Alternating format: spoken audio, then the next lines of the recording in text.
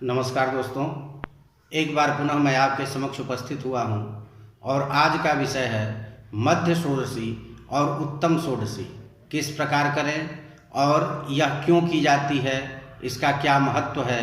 आज इसी विषय पर मैं आपको बताने जा रहा हूँ। दोस्तों, शास्त्र कहते हैं पितरः वाक्यमिच्छन्ति भावमिच्छन्ति देवता, अर्थात पितर वाक्य की शुद्धि चाहते हैं और देवता भाव के भूखे होते हैं।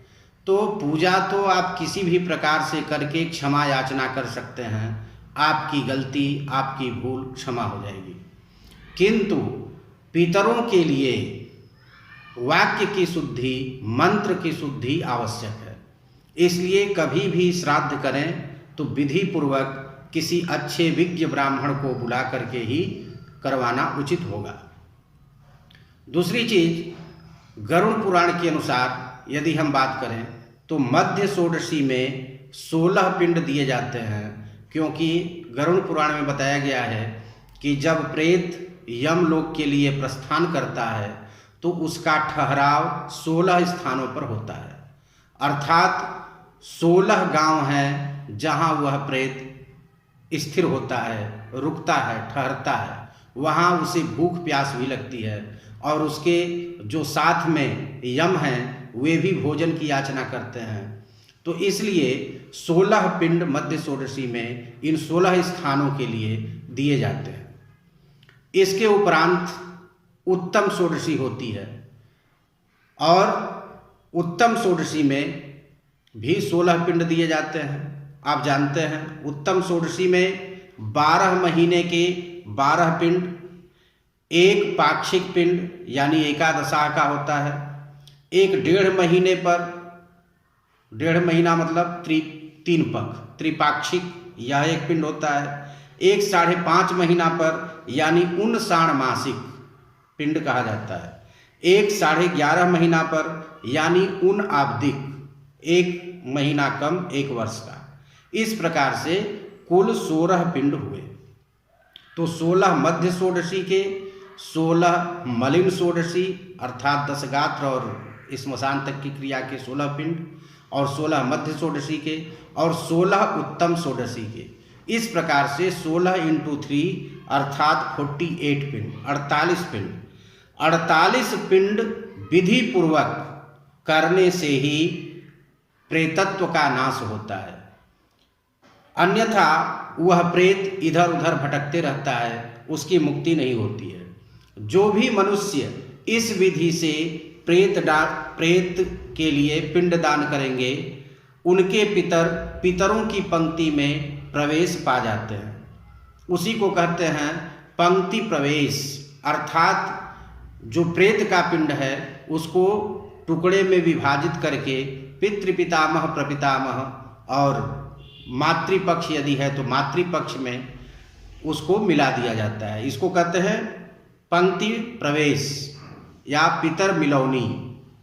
पितरों के साथ उसकी सामंजस्य स्थापित करके पितरों के साथ मिला देना, बैठा देना। अर्थात पितृपंक्ति प्रवेश के लिए तीनों प्रकार की जो श्राद्ध प्रक्रिया है उसको पूरा करना आवश्यक है। जिनकी 3 षोडशी नहीं होगी वह, उसका प्रेत सुस्थिर नहीं होगा, इधर उधर भटकते रहेगा, उसका प्रेतत्व छूटेगा नहीं।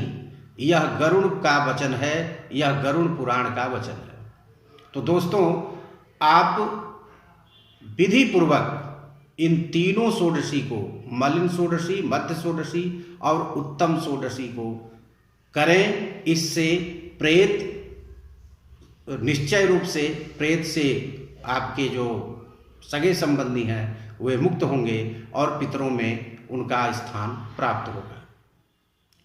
दोस्तों, उत्तम षोडशी के बारे में आप जान चुके हैं कि किस प्रकार से 16 पिंड दिए जाते हैं।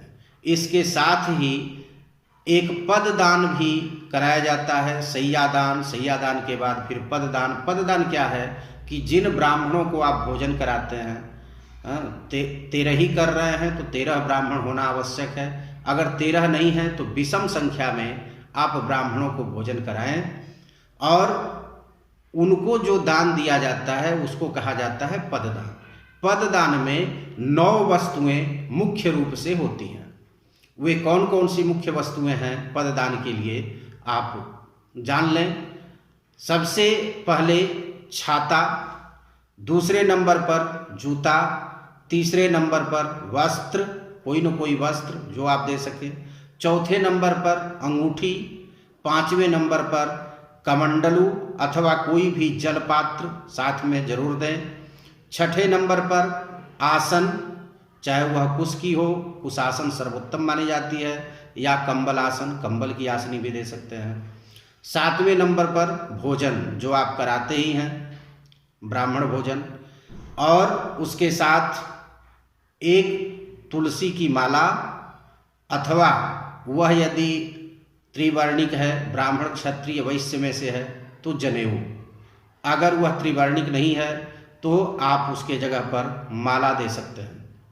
और सबसे अंतिम दक्षिणा, इससे आपका श्राद्ध सुसंपन्न हो जाता है। तो इस प्रकार से आप तीनों षोडशी अवश्य करें, और इस प्रकार से प्रेतत्व की मुक्ति होती है। और जिनके पितर नहीं हैं, अर्थात पिता पितामह नहीं हैं, वह गया में जाकर यदि श्राद्ध करते हैं तो उससे भी पितरों की तृप्ति होती है। तो दोस्तों, आज बस इतना ही। अगले वीडियो में मैं एक नए विषय, नई वस्तु के साथ उपस्थित होऊंगा। तब तक के लिए आप हमें अनुमति दें। आपका शुभ हो, आप ऐसे ही आशीर्वाद देते रहें और वीडियो देखते रहें। आपका बहुत बहुत धन्यवाद।